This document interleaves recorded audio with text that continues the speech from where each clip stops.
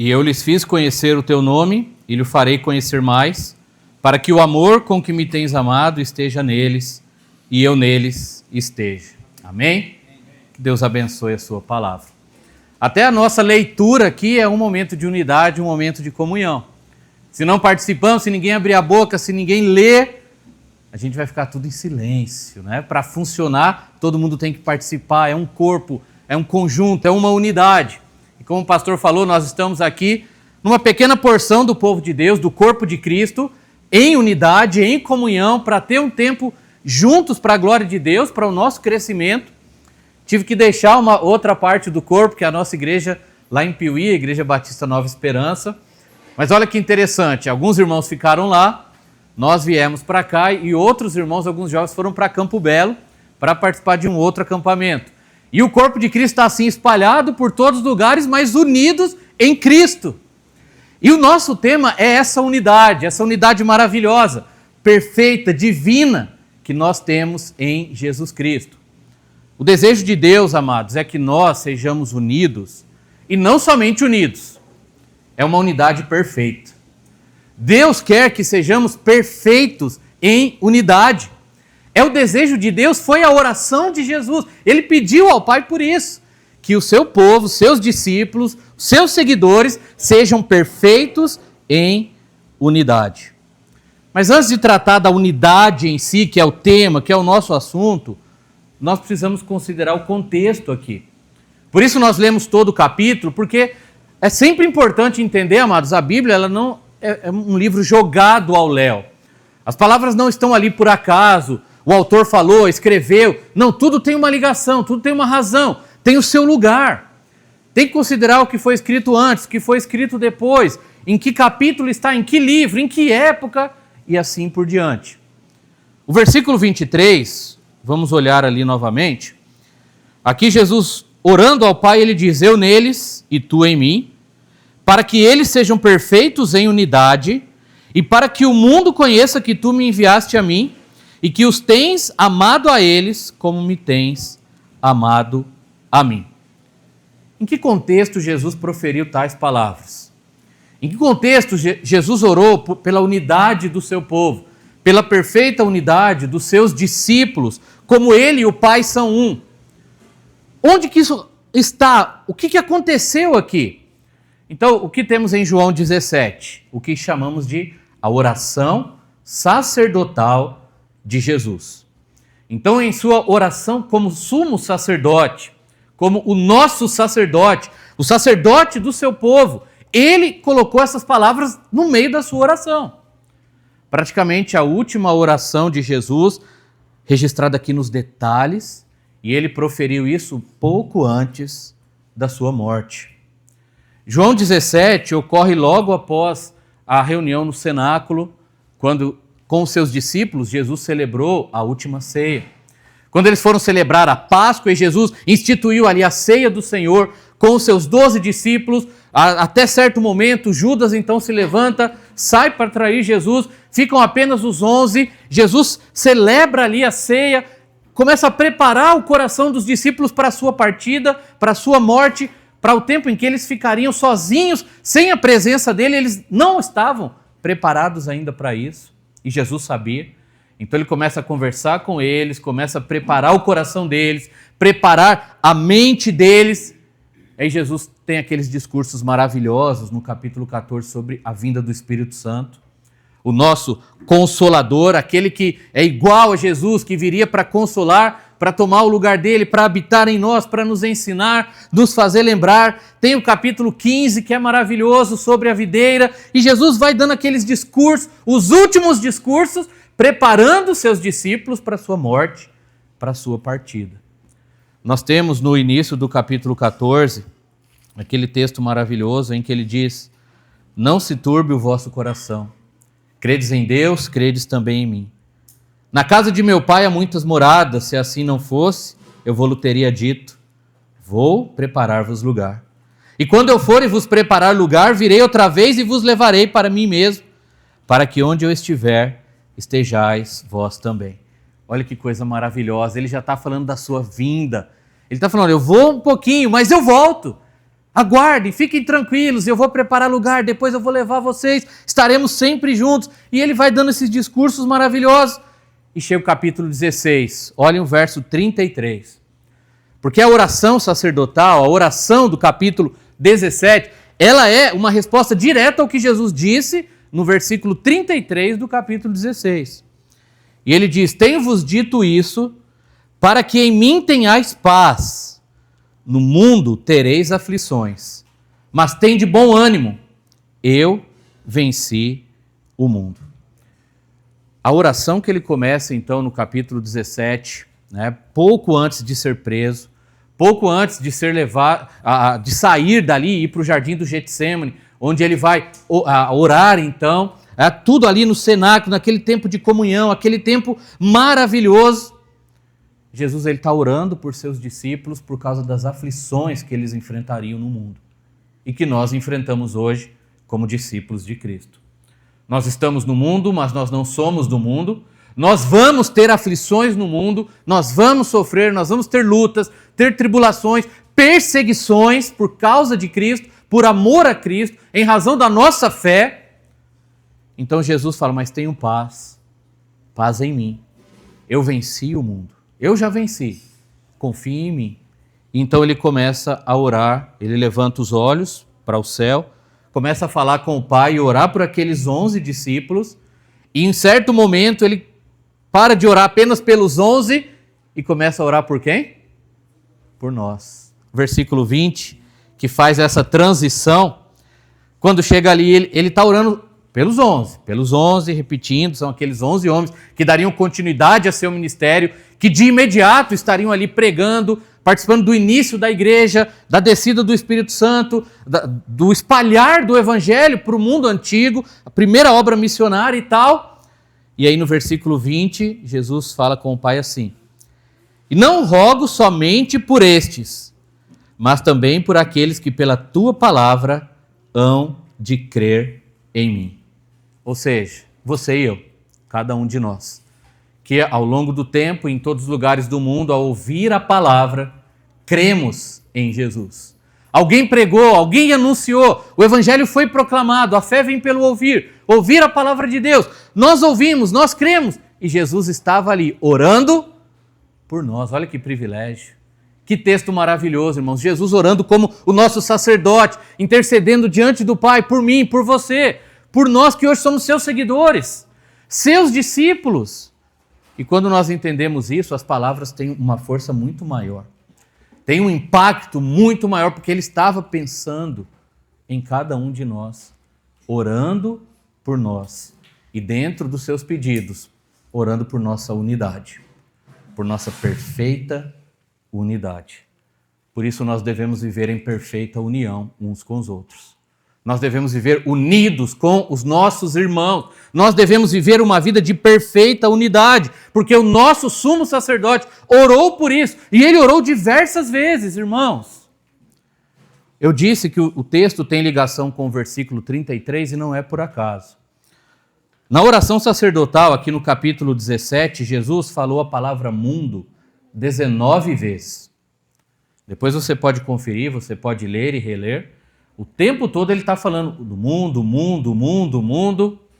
E não é porque Jesus amava o mundo no sentido do cosmo, desse mundo secular, desse sistema. Mas ele está falando do mundo que nós vivemos e vamos enfrentar lutas. Que nós estamos aqui. É onde temos uma missão a cumprir, um chamado a cumprir. Temos que testemunhar, pregar o evangelho, fazer diferença, ser sal da terra, ser luz do mundo. E nós vamos passar tribulações neste mundo. E por isso nós precisamos estar unidos. Jesus já venceu este mundo. Nele nós somos mais que vencedores. Mas ainda com lutas.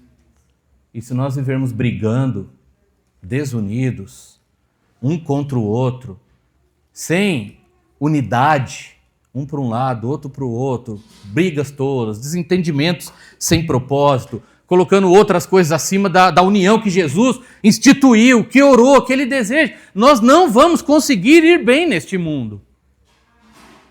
Irmãos, quando nós passamos uma luta, mas temos a igreja unida, estamos com os irmãos ao nosso lado, é uma coisa, nós enfrentamos e é bem, não digo mais fácil, mas nós suportamos bem melhor a tribulação unido com os nossos irmãos. Quando nós enfrentamos uma luta sozinhos, é triste, é depressivo. Não era para ser assim, porque era para o povo de Deus estar sempre unido. Para uma igreja fazer um trabalho, vamos pensar aqui um acampamento. Quanto mais os irmãos estão unidos, mais fácil fazer um acampamento. Se um quer uma coisa, outro quer outra, um quer, outro não quer, um faz, outro não faz, o acampamento não sai ou não sai tão bom como poderia. Isso para falar de uma coisa simples, porque nós podemos viver sem acampamentos, mas nós não podemos viver sem evangelizar, nós não podemos viver sem fundar novas igrejas, não podemos viver sem fazer missões, não podemos viver sem cultuar ao Senhor no dia do Senhor, não podemos viver sem a união. E Jesus sabia disso, ele orou por isso. Então, irmãos, nesta primeira mensagem aqui do nosso acampamento, o tema é óbvio, é claro, e a lição é que nós precisamos viver em perfeita união uns com os outros. Não é a união que nós queremos. É desse jeito, eu só quero ser unido com os irmãos no dia que eu quiser. No domingo eu vou, eu cumprimento, eu canto e volto para cá. Só isso. Mais do que isso? Não é isso. É a união perfeita. Não é uma união pela metade. Não é uma união incompleta. Não é uma união como a união do mundo. Porque no mundo tem união também. Pensa na torcida do Atlético e do Cruzeiro. Eles são unidos, não são? Tem um jogo do time, eles estão todos com a camiseta, eles estão assistindo, eles estão torcendo. Mas quantos ali de fato se importam uns com os outros? Eu lembro de um amigo que foi assistir o jogo do Corinthians em São Paulo uma vez, alguma final, e na torcida do seu time, toda aquela alegria, o time ganhou e ele pulando, enquanto ele pulava, os outros torcedores estavam roubando a carteira, o celular e tudo dele, né? E deixando ele na mão. É um tipo de união. No mundo tem união. As pessoas gostam de uma coisa, eles vão ter aquilo em comum. Eu vou falar mais disso nas outras mensagens. Estão ali unidos com os seus propósitos, mas é uma união só quando é conveniente. Só quando é do interesse, só quando tem algo para receber. A oração, a união que Jesus orou é muito mais profunda, é espiritual, é eterna, é divina. É completa, é perfeita. É quando estamos felizes num acampamento, num lugar tão bonito como esse, mas é quando a gente está passando aqueles tempos de luta e tribulação com pouca gente na igreja, com irmãos doentes, com falta de conversão, quando não tem batismo. É quando a igreja está feliz, comemorando aniversário, fazendo uma conferência missionária, mas é na rotina do dia a dia, na quarta-feira, no culto de oração, quando tem 2, 3 irmãos ali só para orar. Quando a gente está cansado, quando a gente está sobrecarregado, quando a gente está ganhando bem ou quando está desempregado. É união perfeita. É quando a obra está prosperando e quando estamos sendo perseguidos também. É uma união que não deve passar, acabar, não é movida pelos nossos sentimentos, por aquilo que a gente acha, ou que a gente gosta, ou que a gente quer. Nós precisamos viver em perfeita união. Eu sei que tem pelo menos 3 igrejas, né, aqui reunidas oficialmente, 3 igrejas locais, mas contando irmãos individuais, acho que dá mais igrejas, né? 4, 5, 6, sei lá. Mas nós temos que pensar nessa união como igreja local, e nesses dias eu gostaria que os irmãos entendessem isso. Tudo que eu falar se aplica, em primeiro momento, a um contexto da igreja local, ao corpo de Cristo ali, num local, mas ao corpo de Cristo como igreja universal. A nossa união também como igrejas, porque nós somos irmãos também em Cristo. Nós não vamos estar sempre juntos, mas de vez em quando estaremos e somos unidos em Cristo. Nós estaremos juntos na glória por toda a eternidade e fazemos a obra de Deus juntos. Vocês aqui como igrejas em Uberaba, quanto mais as igrejas estiverem unidas, mais podem fazer pelo reino de Deus. Quanto mais brigarem ou se afastarem, menos farão pelo reino de Deus. Tudo que eu falar aqui, tudo que Jesus está dizendo, vale para o contexto da igreja local, mas vale para o contexto maior, quando falamos das demais igrejas de Cristo unidas em Jesus com o mesmo propósito. Por que devemos viver em união? Por que devemos viver em perfeita união? Primeiro, porque Jesus orou por isso. Ele pediu isso ao Pai. Então, se Jesus orou, clamou, suplicou que o Pai nos mantivesse unidos, nos desse uma perfeita união em nossa jornada, em nossa caminhada neste mundo mal, é porque é a vontade do coração do nosso Salvador. Quando nós oramos, e oramos de verdade, não quando rezamos, porque tem crente que reza. Muitas vezes nós aprendemos algumas orações e sempre, Deus, obrigado por esse dia, abençoa o alimento em nome de Jesus, amém. A gente reza, às vezes nem estamos pensando. Muitas vezes eu converso lá em casa com os meus filhos, eles sabem disso. O que você orou? Prestou atenção? O que você está falando? Você pensou? Você saiu do coração? Né? Você está refletindo? Você está se abrindo com Deus? Então, quando nós oramos de verdade, sabe quando a gente chega diante de Deus e chora? E abre nosso coração, Pai, eu estou passando por isso. Senhor, eu estou sentindo isso, eu preciso disso. Nossa família está passando isso, nossa igreja está passando isso. Ou quando a gente chega para agradecer, obrigado, Pai, por isso que aconteceu, por essa resposta. Quando é uma oração mesmo, do coração. Foi a oração de Jesus aqui. Ele levantou os olhos e ele abriu o coração dele com o Pai ali. Mesmo sendo um com o Pai, ele expôs o mais profundo do seu ser. Aquilo que ele estava sentindo, aquilo que ele queria colocar para fora, aquilo que era o pensamento dele, o desejo dele, a vontade dele. A nossa união foi um dos pedidos principais de Jesus, de tudo que ele orou na oração sacerdotal. Ele pediu várias coisas, muitas coisas. Considere, você vai vendo o pedido. Ele pediu por ele, pela glória dele, pela volta dele para o céu. Ele pediu por um monte de coisas, pela obra missionária. Mas sempre no meio disso, ele está pedindo pela união dos seus discípulos. Ele repete isso várias vezes, porque era o desejo do coração. Quando nós temos algo muito forte no nosso coração, é o que vai sair da nossa boca. É o que Jesus mesmo nos ensinou. A boca fala do que está cheio, o coração. Então, se a boca de Jesus falou diversas vezes que ele queria que o seu povo fosse unido, que os seus discípulos vivessem em perfeita unidade, é porque aquilo saiu do mais fundo do seu coração. Jesus de fato quer isso. Não é algo opcional para nós, é a vontade de Deus. É a vontade do nosso Senhor e Salvador.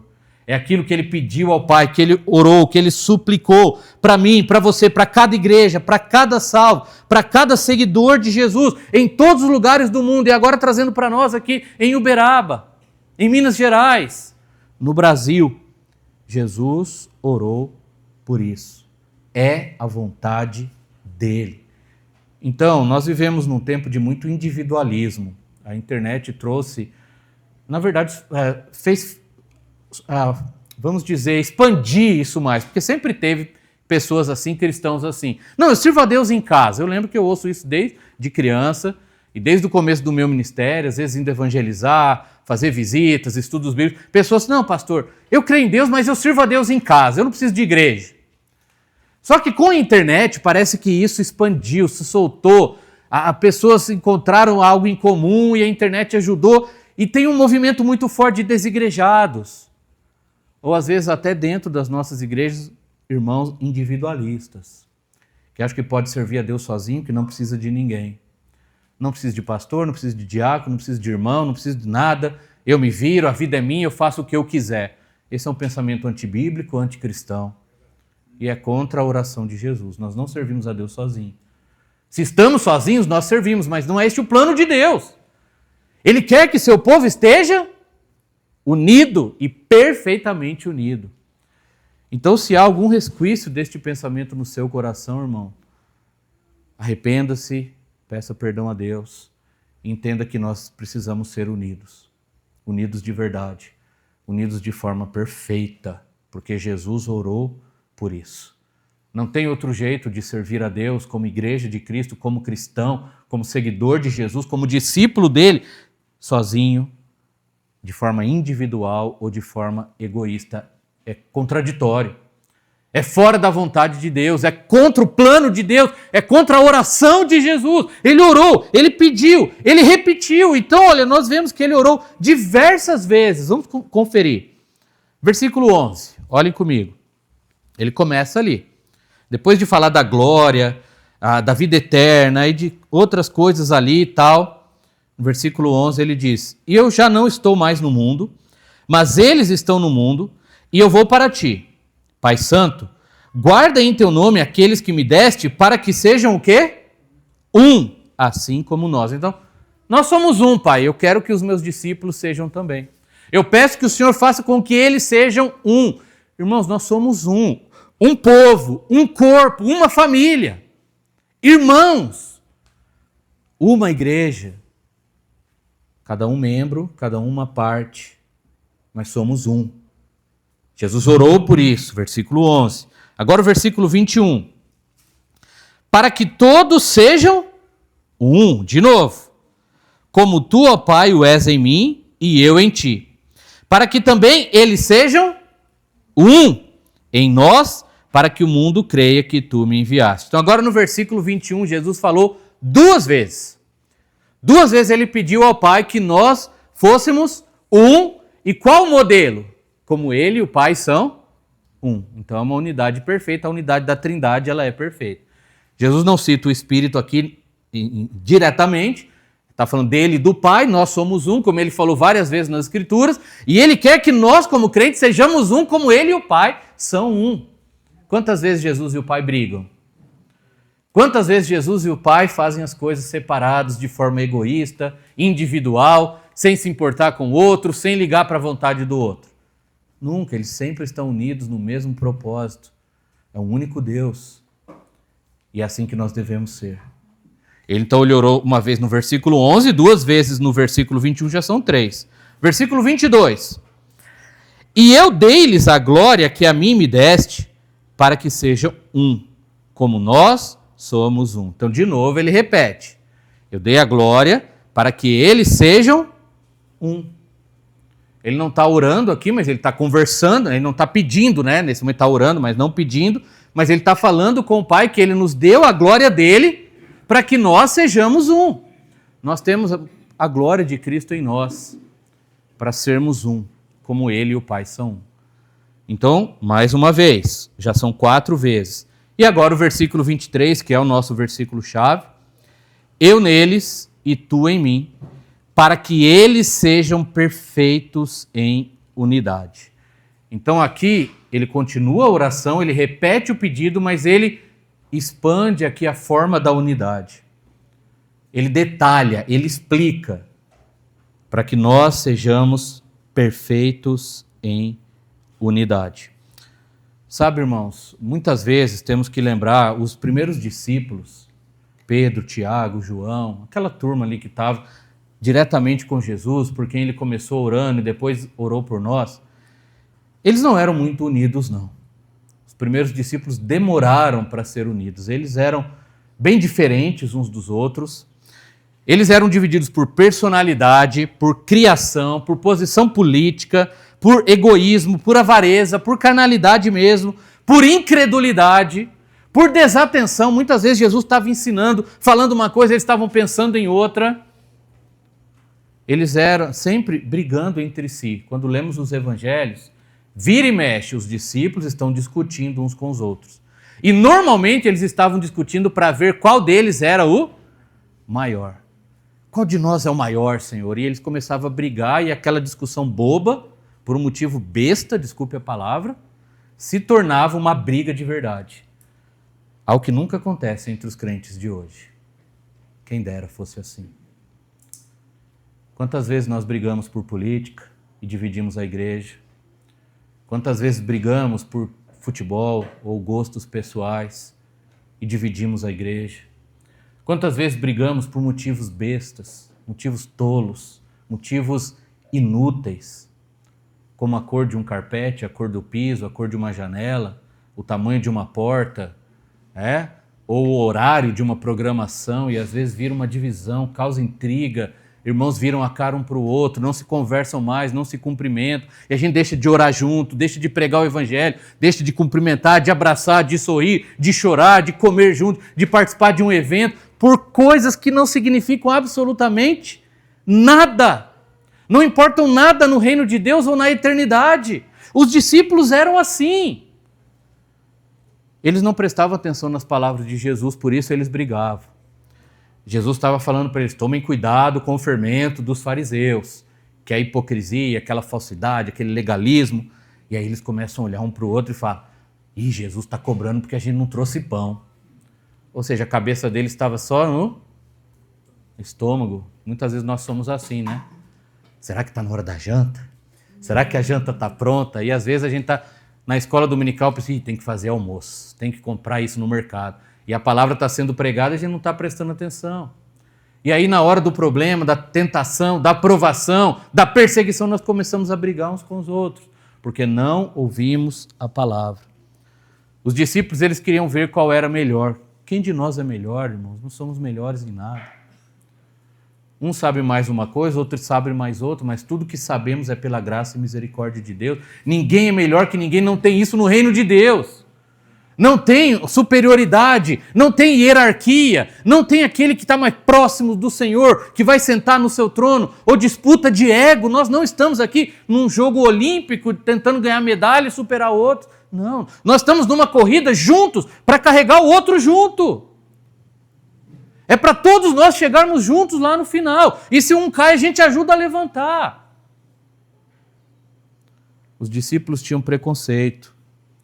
Entenda, ali naquele grupo tinha todo tipo de gente. Tinha Zelote, que era aqueles rebeldes. Tinha publicano, como Mateus, que era um traidor, cobrador de impostos, trabalhava para Roma, traiu o próprio povo. Tinha os judeus zelosos, mais religiosos. Tinham outros que a gente não sabe muito sobre eles, e todos estavam juntos e sempre estavam brigando. Aquele preconceito começava a superar o amor. E por isso Jesus está orando, porque ele sabia que aquilo era sério. Sabe, nós que somos pais e temos os nossos filhos, conhecemos eles muito bem, normalmente nós oramos de coração quando oramos por nossos filhos. Porque nós sabemos os problemas, os perigos e as coisas ruins que podem acontecer com eles. Então a gente ora por eles, já prevendo o futuro. Não é assim, pais? Porque a gente sabe, meu filho, Deus, se o Senhor não guardar ele disso, ele vai cair. Pai, se meu filho for para esse caminho aqui, eu conheço ele vai sofrer. Pai, meu filho tem dificuldade nessa área, por favor, ajude ele a vencer isso, porque eu não quero que ele... Então Jesus conhecia aqueles 11. E ele nos conhece. E por isso ele ora por nossa união de forma tão intensa, porque ele sabe a dificuldade que temos de sermos unidos. O pecado nos separa, preconceitos nos separam, opiniões nos separam, e isso entristece o Salvador. Cada vez que os 11 discípulos brigavam, Jesus ficava triste, Jesus sofria, Jesus lamentava. Por isso ele orou pela união daqueles homens. E quando nós brigamos, quando nós estamos desunidos, Jesus fica triste, o nosso Salvador sofre. Por isso ele orou por nós. Por isso ele orou por nossa união, por nossa unidade, por nossa perfeita unidade. E ele orou tantas vezes e repetiu, porque é importante para ele. É o foco, é a prioridade. Quando eu era adolescente, o meu pastor, ele falou o seguinte: se Deus diz uma coisa uma vez, é porque é importante. Se Deus diz isso muitas vezes, é porque é muito importante. Eu nunca esqueci isso. E se Jesus orou tantas vezes para que fôssemos unidos, é porque isso é muito importante para ele. É muito importante para nós. E nós devemos levar isso a sério, irmãos, e sermos unidos. Jesus deseja isso para mim, deseja para você, deseja para cada igreja aqui e para todos nós como corpo de Cristo. É algo que ele pediu muito ao Pai e nós devemos dar atenção, porque ele deixou registrado, inspirado pelo Espírito Santo. Você entende a importância de estar unido com os seus irmãos? Temos entendido a importância de sermos unidos uns com os outros, de caminharmos em perfeita unidade, como crentes, como povo de Deus, como igreja de Cristo, ou temos levado isso de qualquer jeito e temos colocado a nossa opinião acima dos outros, ou a nossa vontade acima da vontade de Deus? Como tem sido na prática a nossa união?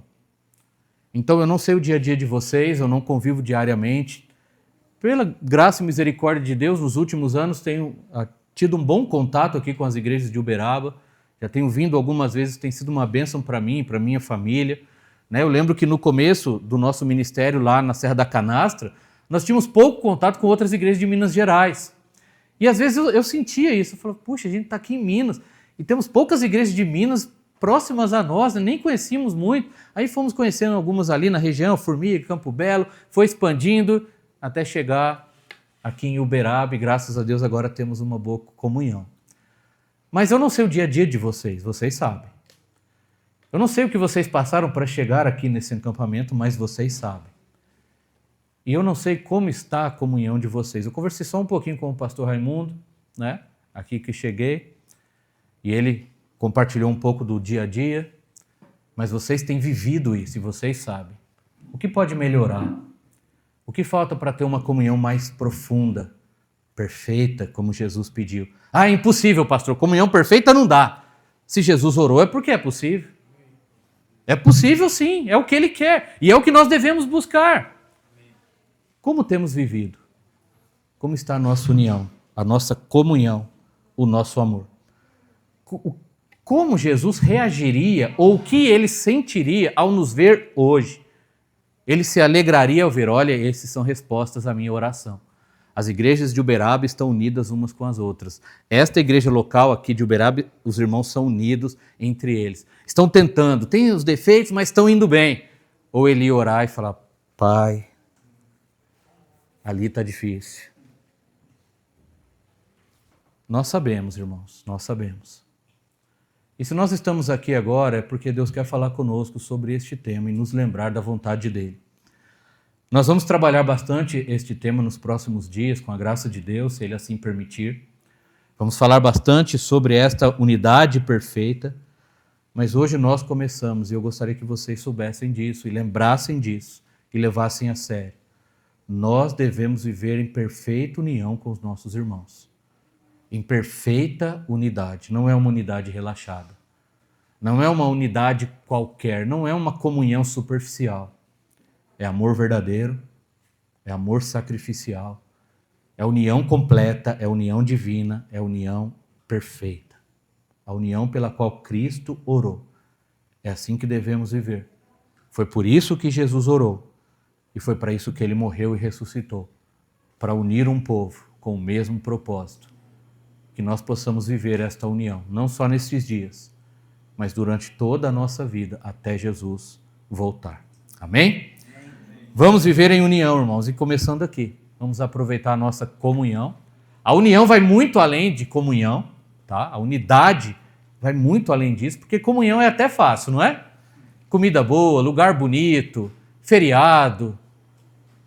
Mas quando acabar o carnaval, depois da quarta-feira de cinzas, quando volta a rotina, trabalho, escola, correria, trânsito, conta para pagar e problemas e lutas neste mundo, nós precisamos estar unidos e devemos estar unidos e pela graça de Deus nós vamos estar unidos. Amém? Vamos orar e pedir que Deus nos ajude a vivermos em união. Pai querido, muito obrigado por esse primeiro culto aqui do acampamento. Louvamos ao Senhor por cada irmão aqui presente e agradecemos por Tua palavra. Pedimos, por favor, que o Senhor trabalhe em nossas vidas, que o Teu Espírito faça uma obra em nosso coração e possamos responder com fé e obediência à palavra do Senhor. Obrigado porque temos esta linda oração proferida pelo nosso amado Salvador, que deixa bem clara a vontade dEle para nós, ó Pai, e que sejamos a resposta a esta oração de Cristo. Que vivamos em perfeita união com os nossos irmãos em nossa igreja local e com as demais igrejas do Senhor. Que o Teu amor seja refletido em nosso viver, que a Tua glória seja manifestada ao mundo e que as pessoas possam ver Cristo em nós, com um povo unido, com o mesmo alvo, o mesmo propósito, para a honra e glória do Senhor. Abençoe todos aqui, se há alguma intriga, alguma dificuldade, algum problema, que pela Tua graça possamos resolver e assim vivermos unidos até a nossa morte ou até Jesus voltar. E se porventura alguém aqui ainda não é salvo, ainda não nasceu de novo, ainda não tem Jesus como Salvador, que nesses dias o Senhor trabalhe e haja arrependimento e fé e a confiança somente em Cristo. É o que pedimos humildemente em nome de Jesus. Amém. Deus abençoe os irmãos, uma boa noite. Amanhã nós continuamos, se Deus quiser. Pastor?